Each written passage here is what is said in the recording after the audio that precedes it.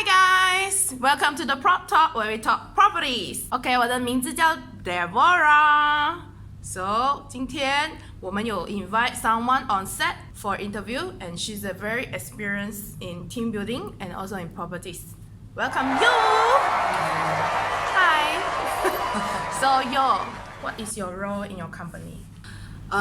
So I'm one of the head of team in IQI. I have around 350 agents under me from all over the regions in Malaysia and also Sabah Sarawak. Not to mention my team in Australia and also Thailand. Wow, that's a lot of people to manage. Wow, It's okay lah. not easy, huh, guys? So, if you guys have any HR question you wanna ask her, you can comment down below, and I'll forward the question to her. And then when she gives the answer, I will send to you guys again. Okay? So now, can I ask you some questions about properties? Yeah, sure. So I heard you are very experienced in properties, especially in West Malaysia. Can I talk about properties in Kuala Lumpur? Do we still have market opportunity there? Oh yeah, of course. Because every year, people are growing, right? Every year, people moved out into their own home. They need their own space, and every year, land are getting scarce. So land are getting lesser and lesser. Of course, at any time, people would need their own space, and property is one of the backbone of the economy.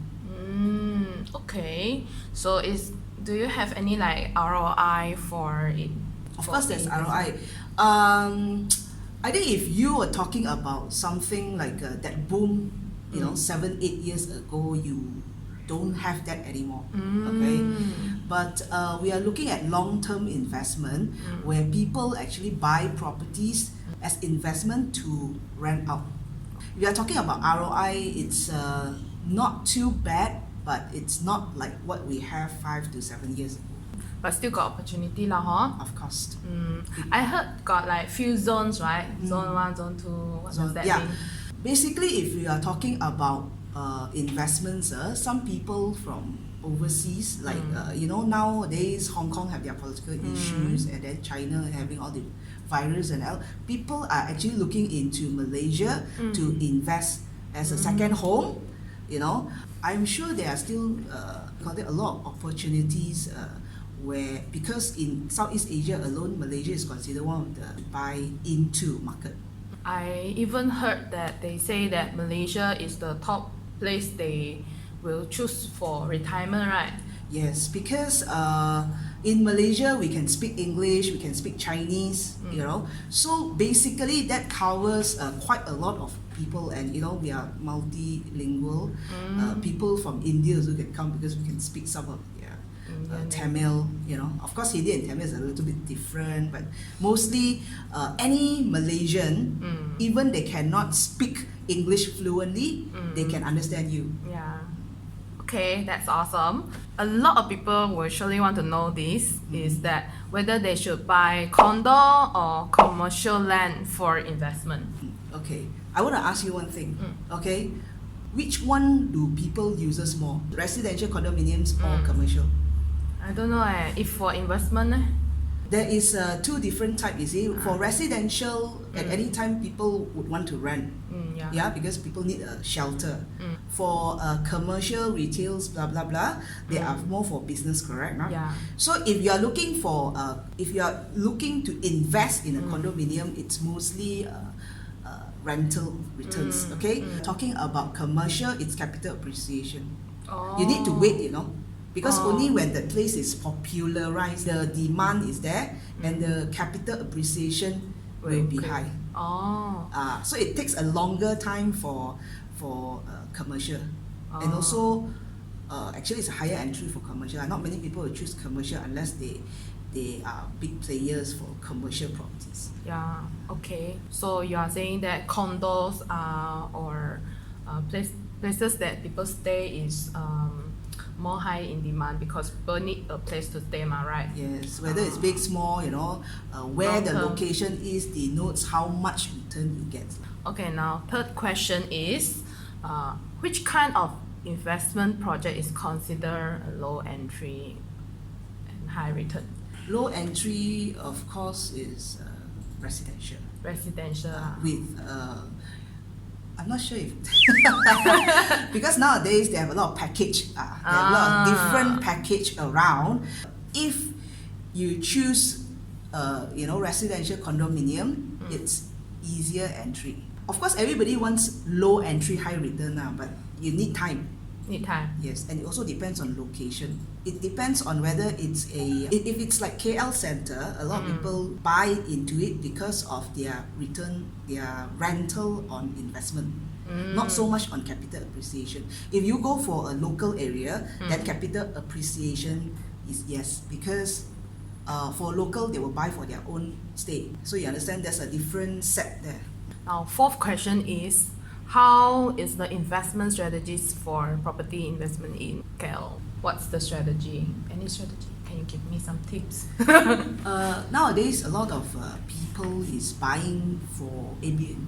Oh. But Airbnb, you cannot use it in a residential property. So a lot of people is buying into commercial title land, commercial property like offices, but they turn it into Airbnb. Oh. And it's business, so your neighbor cannot complain. So if you do it in a residential area, if they complain to the JMB, the management, there's a ruling that says that you cannot really do Airbnb in residential area. But you can do like monthly rental like that lah. Monthly rental, yes lah. But of course, as long as your neighbor doesn't file a complaint, then it should be no problem. Doesn't matter. If they do file a complaint, then you cannot do lah. Oh, will kena saman or not? They will stop you. They will stop us. They will So you cannot do already lah. But was not really like kena saman lah. No lah. They will give you warning or something like that lah. But up to what extent, I'm not very sure. Okay. So fifth one. Yes. Can you share with us the different category for salaries? I mean, like that can buy which kind of investment, like for income of this can buy or zone what, this income zone what, or what kind of property, for investment. Zone 1 is basically the KL area. Okay, that is more for investments or foreigner buying into KL. Okay, which is obviously they have something below 1 million, but normally it will reach 1 million. Because nowadays Zone 1 is very expensive. Zone 1 Zone 1 is include KL. what area? KL. KL itself. Yes, KL itself. Whole of KL or what? Yes. Even Cheras, all these places is considered KL? Yes. Oh. But okay. it's actually at the site already. Then Zone 2, Zone 3. Zone 2 is where lah? Selangor. Oh, Selangor. Zone 3 is outskirt a bit. It's like Dengkil and all this. Not sure you all know the geography over there, but Zone 3 is actually very far away. And Zone 2, Zone 3, if it's out of KL area, foreigner cannot buy because not cannot buy. They can buy, but they need more than 1 million. Oh. 2 million. They need 2 million. Sorry. Since you need 1 or 2 million already, might as well you just buy KL. KL, yes. Because the rental income there quite okay mah. Okay, for 5,000, 6,000 is rental income is a norm.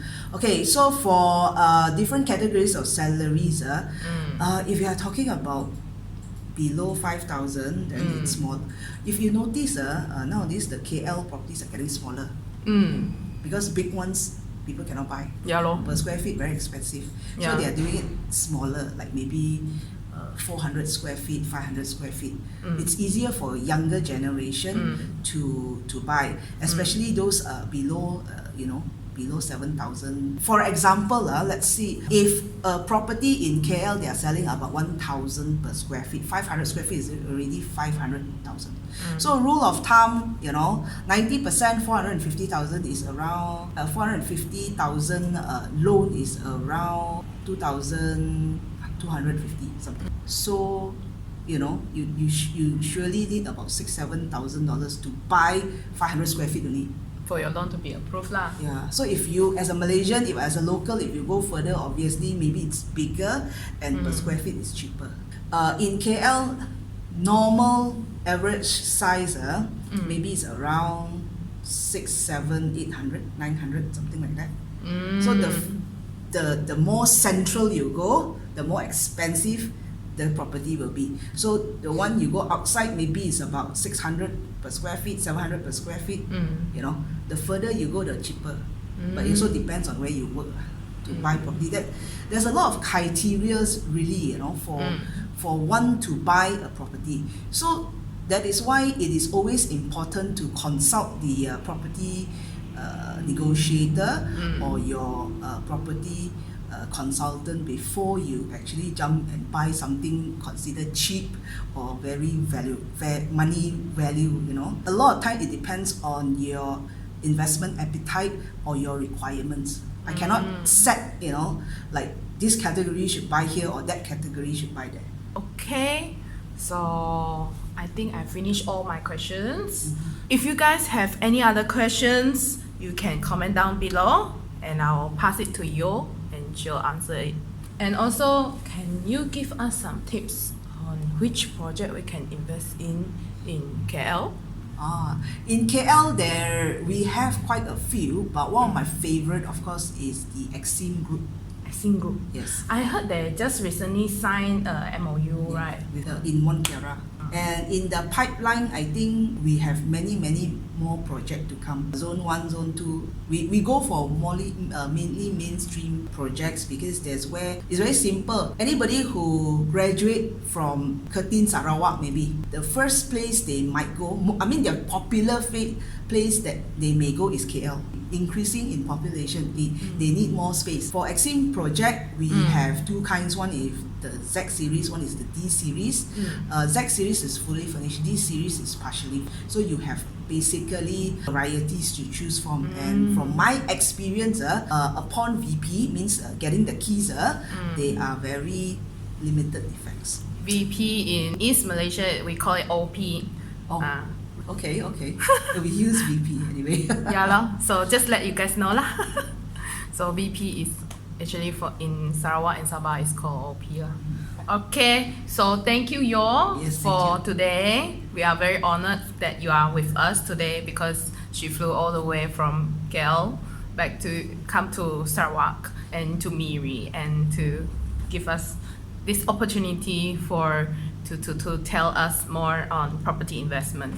So thank you. Thank you. Hope to see you again on stage. Thank you. Bye.